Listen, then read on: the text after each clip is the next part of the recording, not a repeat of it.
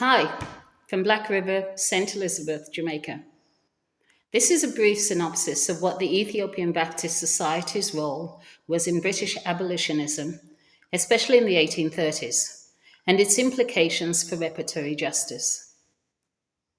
The role of Black Baptists in the 1830s was central to the drive for the abolition of slavery across the entire British Caribbean.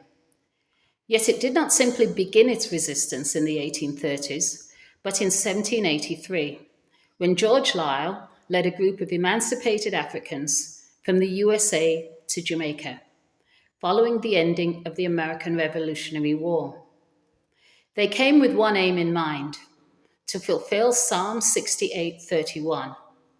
Ethiopia shall soon stretch out her hands to God, and like them, be made free, both spiritually and physically free.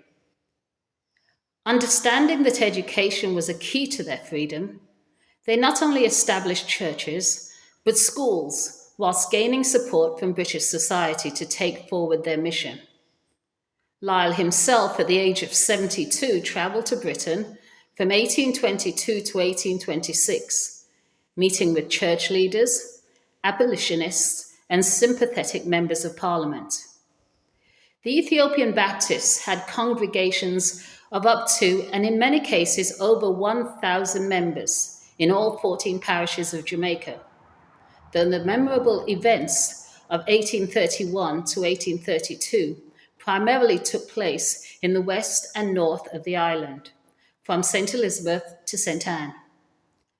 Significantly, after the 1807 abolition of the slave trade, or as I like to call it, the banning of cruise ships from Africa to the Caribbean, leaving passengers far from home, a new generation of leaders was rising up.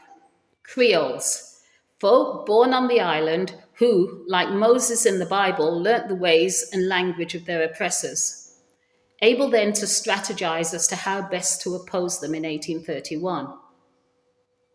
Through the reading of newspapers, direct from England, and the attending of meeting of the planters, they soon learnt that slavery was to come to an end, but that the planters pledged to oppose it by any means necessary, even if that meant killing their own slaves or ceding from Britain as America had done previously.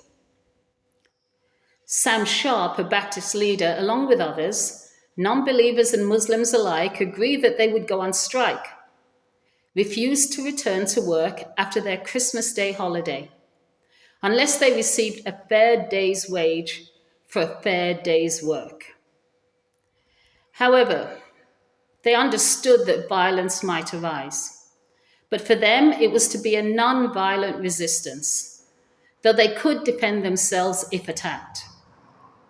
As we now know, Sam Sharp, along with between 310 and 340 others, were executed in 1832. Sam Sharp himself had laid down his life for a Baptist missionary, Thomas Burchell, who, along with fellow missionary William Knibb, travelled to Britain after these events, returning with one of the foundation stones of Lyle's movement, the right to education for the enslaved and their descendants. It was Parliament who proposed the establishing of the Negro Education Grant, pledging a sum of £30,000 to provide schools and African teachers throughout the entire British Caribbean. It wasn't as much as they gave the planters when you actually analyse it, but there we go. It was to run from 1835 to 1845, be match funded and administered by missionaries of all denominations.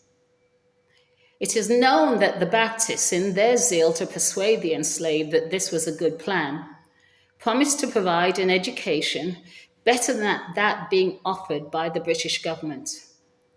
And such was the joy amongst the enslaved that, despite working at least 60 hours per week during the apprenticeship years, they used their skills in their free time to earn the money needed to educate their children. However, due to the greed, denominational jealousy, racism, and classism of the missionaries, monies that were intended for schools and African teachers instead went into evangelism and building churches.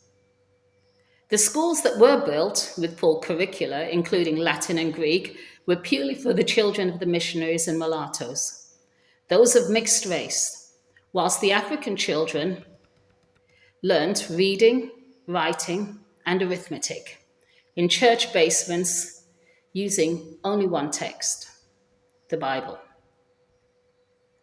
Baptist missionaries, like other missionaries from Britain at the time, determined actually that the African was both morally and academically incapable of such advances, and therefore should not be encouraged to rise above their God-given station in life as hewers of wood and drawers of water.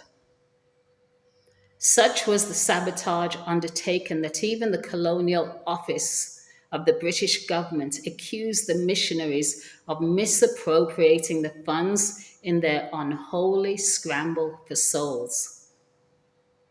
Yet the cry for reparatory justice in our time is getting louder and louder every day, as the voices from the present intermingle with the now heard voices from the past. Promises were clearly made, but then broken.